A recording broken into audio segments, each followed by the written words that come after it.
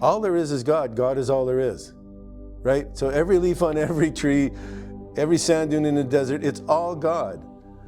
And the deeper wave is love. And what is God if not love, right? So then I come to my talk, and I initially called my talk Prayer and Devotion. And Craig questioned my title. And how does that relate into the theme of love? So is devotion an emotion? Made you think. Devotion is often experienced as a profound, positive emotion, but is more accurately described as an enduring, conscious commitment or dedication. While it can involve feelings of love and passion, true devotion acts as a steady, willful attachment rather than a fleeting emotional state, frequently serving as a disciplined, long-term commitment. You like that? I like it. I like it. So it involves the emotion of love. You love something enough that you dedicate yourself, you're devoted to it, right? So then prayer, because it's prayer and devotion. Is prayer supplication? You follow the word supplication? You know, how many centuries have we watched movies of centuries of priests face down, prostrate before the cross in supplication. So I looked it up. Supplication is a specific, humble form of prayer focused on making earnest requests or petitions to God. While prayer is a broad term encompassing praise, thanksgiving, and confession, supplication specifically refers to asking for help, mercy, or personal needs with a sense of urgent dependence. And you know what? It's never worked for me. As a little kid, I cried because prayer seemed so darn useless. And I understand humbling yourself, but supplicating, we are children of God. We hold, our very nature is the same nature as God's. Peace, love, harmony, joy, beauty, life. We are that. I am. So I looked it up in the Bible, and the Bible talks about prophesying unto dry bones in Ezekiel. Do you remember that passage? Prophesy unto these bones and give them life that they may again, right? So it turns out it's known as the Valley of Dry Bones, and in the vision, God commands the prophet Ezekiel to speak life into a valley filled with dead bones, symbolizing the restoration of Israel. The command, God says in Ezekiel 37:4, prophesy unto these bones and say unto them, O ye dry bones, hear the word of the Lord. A man says, hear the word of the Lord. He's not supplicating, he's commanding. And that's our role. We are not here to bow down to God. We're here to respect and honor the power that is God, but also to act as, and I should have put this song on, God's hands. Do you know that song by female singer? Anyway, she says, we are God's hands, God's eyes. Jewel, thank you. It's a fantastic song. And I should have put it in, and I should be playing it right now. But anyway, so, you know, to be that, we can't be supplicants. We have to be powerful forces to act as God's anything. An emissary of the president walks into a room and speaks for the president. Not, oh, please, but the president says, right? And we do, and we act, and we respond. And everybody has to follow that law. And we are to follow the law of God. And Ernest Holmes wrote a great big book about the law. And later in his years, he said, well, if I wrote it today, I'd put in a lot more love and a lot less law. Isn't that gorgeous? So, just a little background, personal to tie this together, I've always been a seeker my whole life. I've always believed in God. I was raised as Mennonite, and from, baby in the nursery to all the Sunday school classes. And what are they teaching in Sunday school? Jesus loves you. In the song, right? This I know, for the Bible tells me so. Which doesn't mean anything. For the Bible tells me so. My mother's love, that was the love of Jesus. That was the love of God. That made it all make sense for me. There's a powerful thing from a mother to her children, right? Fathers too, but the emphasis seems to be on the mom, because in my day, mom stayed home. Dad went to work. Dad was an angry bugger, and mom was a beautiful, blessed soul. In fact, when my dad wanted to say I love you, it sounded more like, get the hell out of my house. Mom said, he loves you. That means he loves you. What? It was very confusing. I did figure it out, and I did come to terms, but man. So, as a seeker, all these different synchronicities happened in my life and led me to the Science of Mind in 1996. It led me to Ernest Holmes, who said, there is a power for good in the universe greater than you are, and you can use it. The next question would be how, right? So I must have been unknowingly using it all my life, because I've always manifested the things I focused on. From music teachers to instruments, jobs to income sources, friends to have fun, and women to learn romance and real love with. And the way I was raised, I never expected health. Mennonites are told that health is, wealth is the devil's, the love of money, right? And it's not the love of money that is the problem, or it's not the money that is the problem. It's the love of money. So you can have money, just don't think that's the root of your happiness.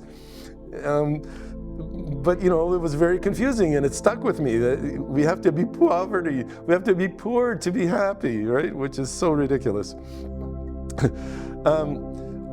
So I wrote a whole bunch of things down here about these different things coming into my life. And but what it came to, I believe in the pursuit of happiness. For me, that is why I'm here. It's the meaning of life. Remember the movie, The Meaning of Life by Monty Python?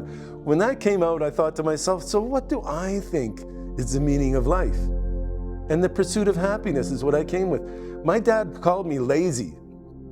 And I'm like, I'm never sitting still. What are you talking about lazy? But it's because I didn't care to work. I wanted to play. I loved sports. I loved whatever's going on in the neighborhood. I didn't want to be alone. I loved gathering with people.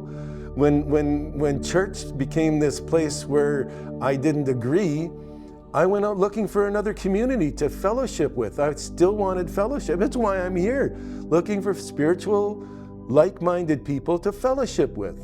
Fellowship's a beautiful word, and it's a beautiful concept. When I left the church, what came to me was more music.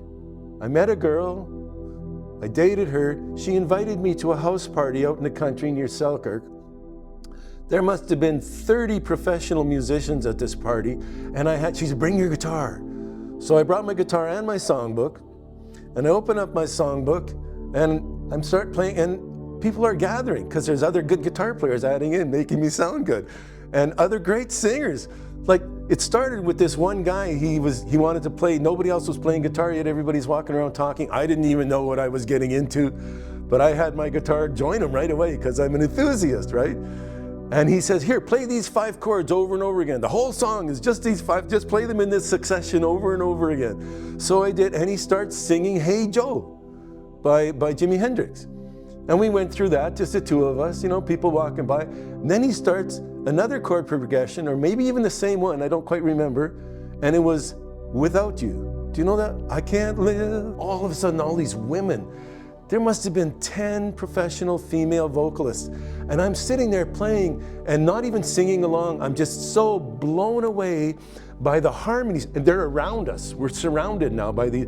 And in my feelings, the ceiling, the roof of the house lifted up and went floating into the heavens.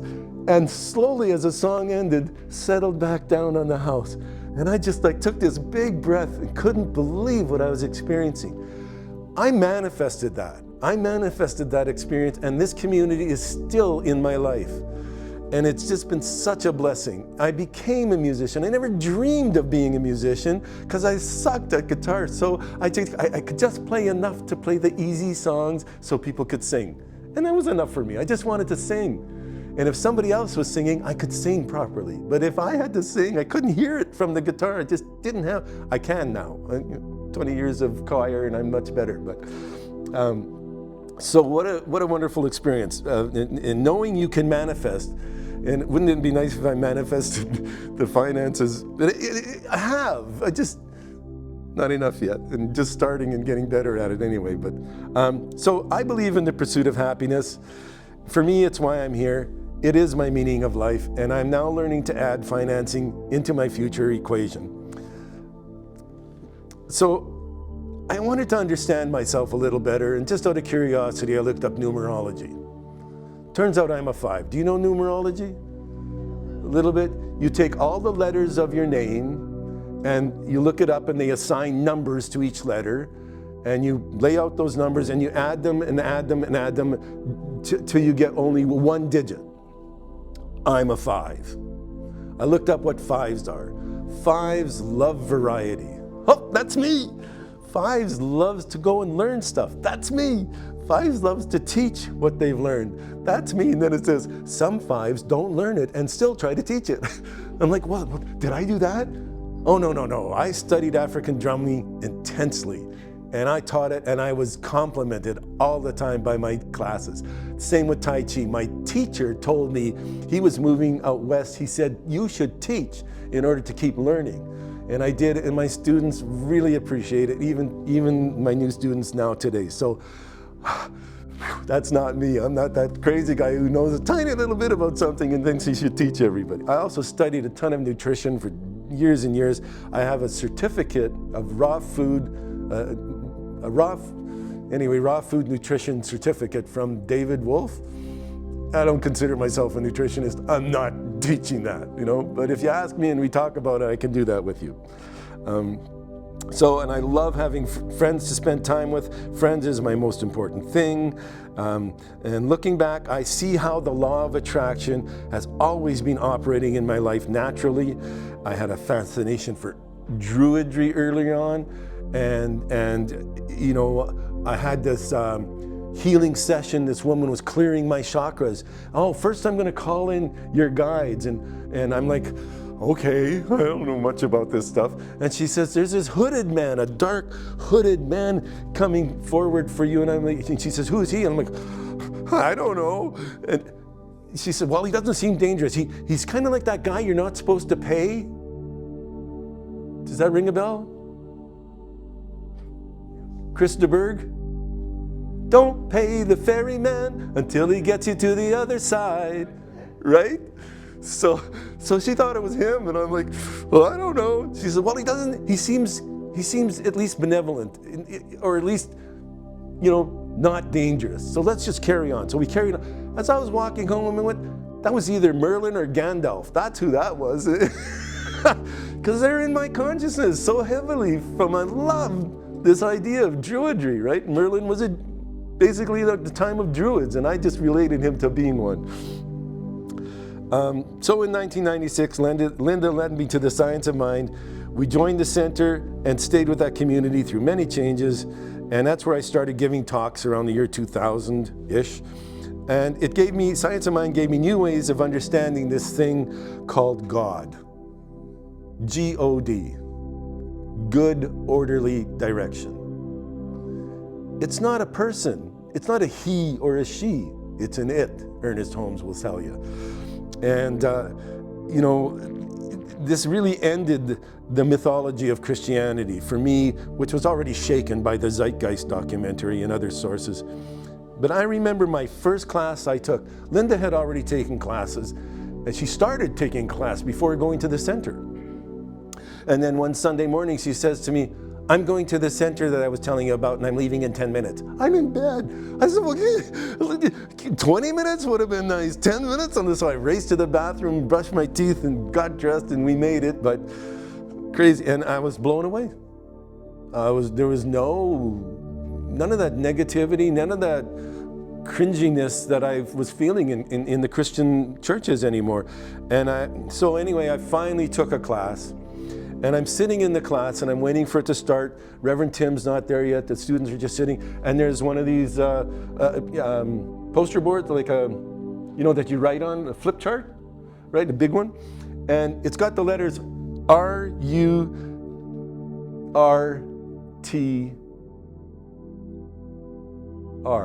R-U-R, yeah, I should, R-U-R-T-R, I got it written down, eh? In a column down the side of the page, and instantly I'm thinking, are you ready to run with the science of mind? I'm feeling challenged by God right now, like, are you ready to run with these teachings? You're in your first class, your first day, and that just popped into my head looking at these letters. Well, it turns out it's recognition, unification, realization, thankfulness or gratitude, and release. And as he explains it, you recognize that there is only one God without any opposition. Do we believe in the devil here at Unity? Do we believe there's an opposing force to God that has any power whatsoever? Everybody? No, of course not. What can compete against what the Bible says is all powerful? And then where did this devil concept come from? Right? Even Christ's teachings talk about facing down Satan. Get thee behind me, right? I don't understand that, but the way I couch it, if you will, is that devil inside. We all have these, like, evil, the yin yang symbol? It's a fish, basically, with a black dot and a white, so a black fish with a white dot, a white fish with a black dot, and it's implying that in all the goodness, evil is present. It's just part of what God is. Evil is present. But God's nature is pure love. And we have to take responsibility for our own actions, for our own behaviors. The devil made me do it. Do you remember that? Flip Wilson on the Laughing? The devil made me do it. It was hilarious. But it's not true, right? It's a cop-out. There's no opposing force. So we first recognize that there is only one power. And all power comes from God. No other source exists. So I have no power of my own. I tap into the power of God. And how? Spiritual mind treatment. So your second step is unification. I unify with God. I become one with God in my consciousness. I'm always one with God because all that I am is God. I'm not all that God is, but all that I am is God, right? So I need to calm myself, turn inward. Where does God live? For me, in the heart. It just makes sense to me that the heart is much bigger than the brain. It has brain tissue. We've now discovered, our scientists, and it beats. Every heartbeat I read is 500 times stronger than any mental synapse. 500 times stronger. And it carries the blueprint of your DNA, of your perfect health and wellness in every heartbeat, sending that signal out to every cell in your body saying, this is your perfection. Align with this, align with this, align with God. So unify, become one with God, become one with all things, recognizing you're one with trees, you're one with other people, with everybody, with the universe, with the rivers, the rocks. We are just one living expression of God, individualized into our own personalities, into our own physical forms. A rock is still God. And it still has life. It's just sleeping, we're told. I forget that whole quote there. Rocks sleep, plants breathe, animals run around, and humans can think. Something like that. I forget exactly how that goes. This reality that we live in is malleable. It's plastic. It's out of the mind of God. There is no real solid substance. It's all designed so we will perceive it as solid substance. But it's all... I read a letter from Jesus, supposedly, and he was saying it's all motes of light. And the light gathers and forms a human body, but it's constantly leaving. Even a lot of the guys, the gurus of today, are saying this. They're all saying that these light particles come into you, as you, and leave and become something else. And there's a constant flow. Every millionth of a second, you are reborn out of new light particles. It's a constant, steady stream. What is the only constant in the universe? Change, right? But there is one other. God, which is constant change. Constantly changing, yes. You know, to realize that I'm one and to unify with it, I like to identify with what it is. And life, love, beauty, and joy is my little litany of what God is. And I am life, love, beauty, and joy. And I get synced in. And then it's knowing that my future is securely planned in the mind of God, and I anticipate a steady stream of abundance and the freedom to pursue happiness until I shut this mortal body and return to Source with volition and self-awareness. That's a key thing that Ernest Holmes talked about. If there's anything worth contemplating for your future when this body passes, it's that you will have volition. Do you know what volition is? It's the ability to make choices. I want to pass away of this physical form and enter into the spiritual world and still have the ability to make choices, to recognize friends and family, and understand that's, oh, there's going to be people there that I didn't even see in this life. I know they're interacting with me, they're involved in my life, but I don't know them, I don't see them, I can't call out their names, but I will when I'm there. Right? That's just something to just like, I'm not afraid of dying. It's exciting, but I'm not in a hurry. You know, time is irrelevant to God. Time is a continuum created for us. God doesn't experience it. God can live past, present, and future. We're told that we should be able to translocate into a different time and place anytime we want. But we haven't learned those skills because our parents didn't know how to teach them. Somewhere down the road, I think humans had these skills, and perhaps some still do. I've heard stories. Can't verify anything, but we should be that powerful as children of God. We should have that ability. So then, thankfulness. And why thankfulness? Gratitude, if you will. Why is that so powerful? Do people here have a concept? Why is gratitude so powerful? How is it powerful? It's a very strong word. And it entails this acceptance of the thing you've been given, and it blesses the giver. So in this case, I'm having gratitude to God. I bless God. In our choir, we're singing a song that I bless you when I praise your name, right?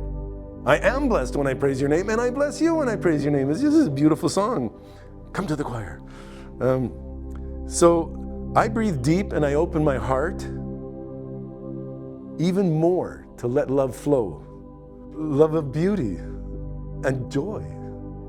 And these emotions power my gratitude and carry my words up into the mind of God.